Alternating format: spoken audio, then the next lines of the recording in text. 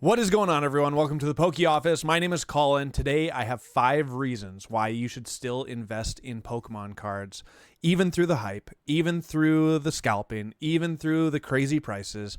I mean, Pokemon has a track record that is yet to be beat, which is point number 1. The historical data shows that Pokemon is a good investment. It started out in 1999 in English, and those booster boxes, like base set, are going for ridiculous sums of money. But those don't even really matter for my argument. Let's take a look back at like X and Y era, Sun and Moon era. Now Sword and Shield era is already an era old. And the prices have just been outrageously good. They have skyrocketed. If you had booster boxes of each set from X, Y, Sun and Moon, Sword and Shield, you would have done very, very well. Here is my spreadsheet that I track Sword and Shield booster box data along with Scarlet and Violet data. And you're going to see lots and lots of numbers. Anyways, Sword and Shield base set, $428 in the market price. Rebel Clash, $300. Darkness Ablaze, one of the worst sets out of Sword and Shield era, $244. Vivid Voltage, another one that I don't like, $206. Battle Styles, set that no one likes, $206. Chilling Reign, $422. Evolving Skies, $1824. Fusion Strike, $792. Brilliant Stars, $423. Astral Radiance, $410. Lost Origin, $523. Silver Tempest, $344. Like, it just continues. Remember, back in time, we were literally buying these boxes for $100 to $110 per booster box for lots of it. Lots of it, $100 to $110. So even on the worst ones, you have doubled your money.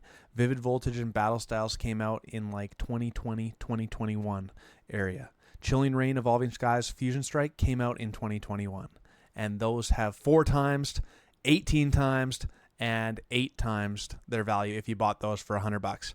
Oh no, you couldn't have bought them for $100, some might say. Well, you bought them at MSRP and you still have like doubled and tripled and quadded and 5 times your money on some of those sets.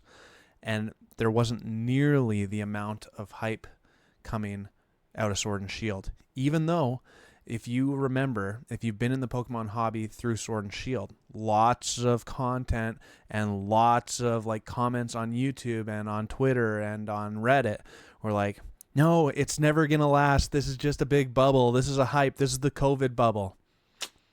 Well, that didn't turn out very well, did it? So the same argument is being said right now. Maybe it's a little bit different, but people are saying the prices of Scarlet and Violet are too high. The prices, the scalping, all of the things, this is not going to last. We're in a bubble. I just don't think that that's going to turn out very good with that argument.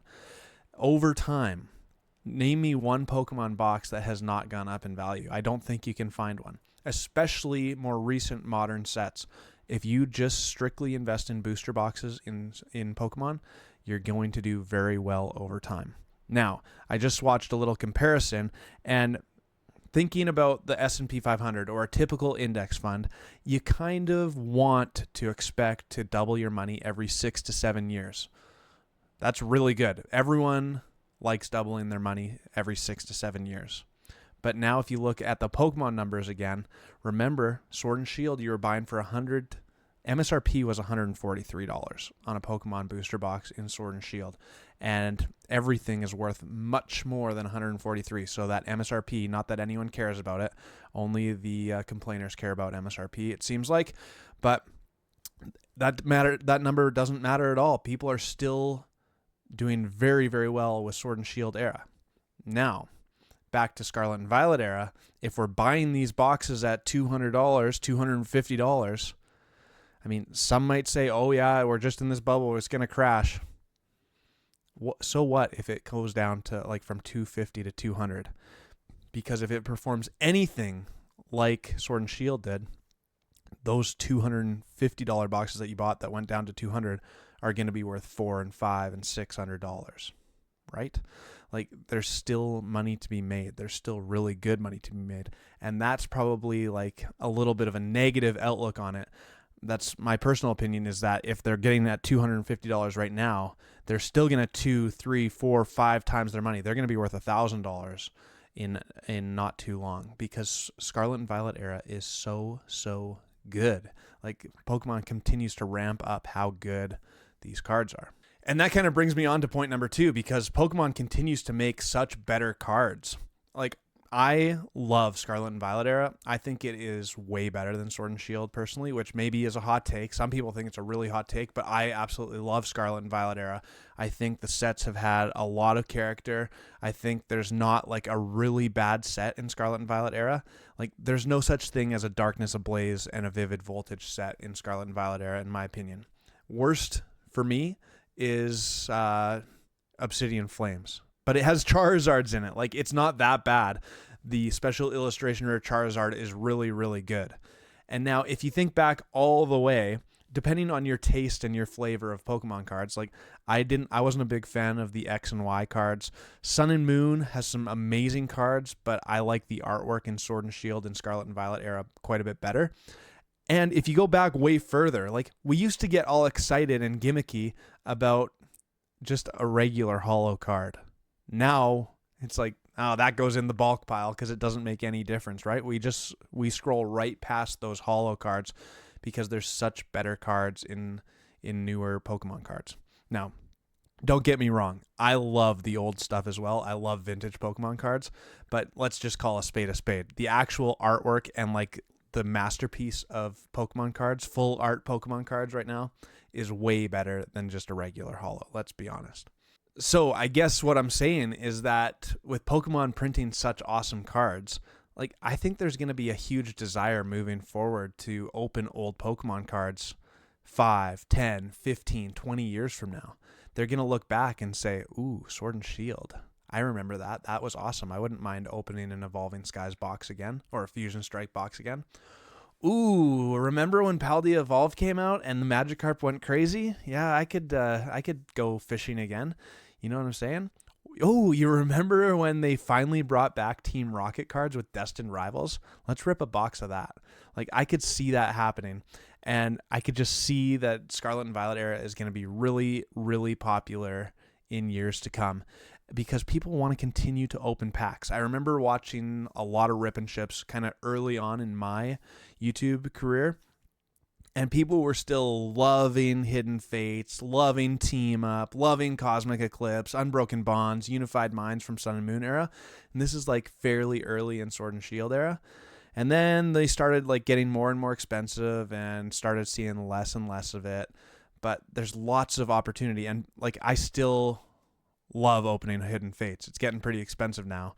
But there's still a desire to pull that shiny Charizard, you know what I'm saying? There's still a desire in Team Up, even though it's outrageously expensive and most people can't afford it. There's still the desire to pull the Latios and Latios card. And now Evolving Skies, it's outrageously priced, but there's still a huge desire to pull the Umbreon VMAX and the Gengar VMAX from Fusion Strike. Like, people still want that chase.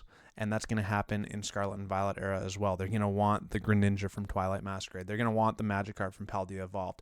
They're going to want the Pikachu from Surging Sparks and the Team Rocket's Mewtwo from Destined Rivals, I think. They're going to want the Blastoise, the Venusaur, the Charizard from 151. So people are going to continue to want to open this stuff, which leads me on to point number 3 is the hype is just so outrageously real right now.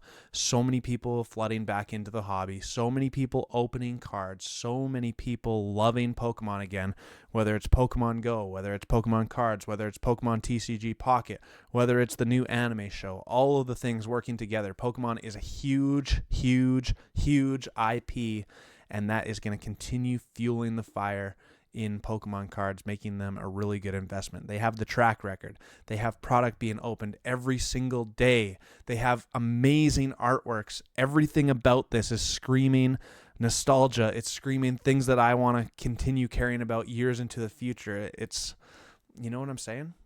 This is what's happening in the Pokemon space right now.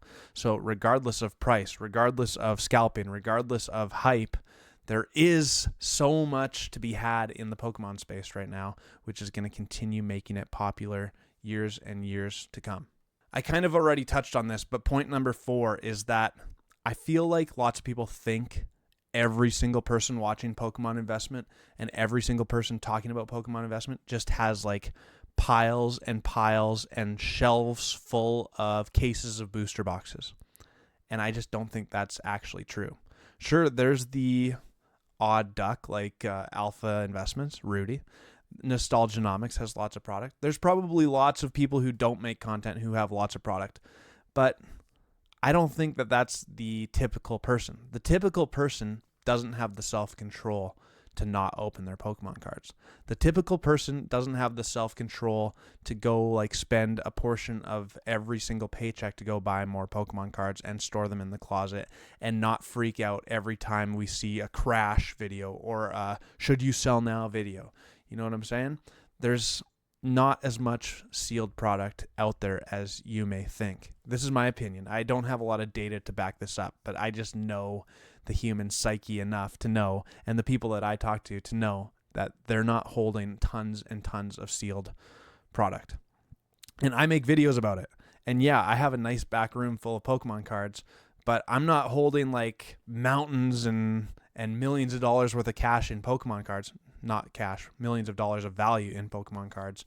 Like, I have some Pokemon cards, and I have like a booster box case, one case of each set, or maybe two, you know?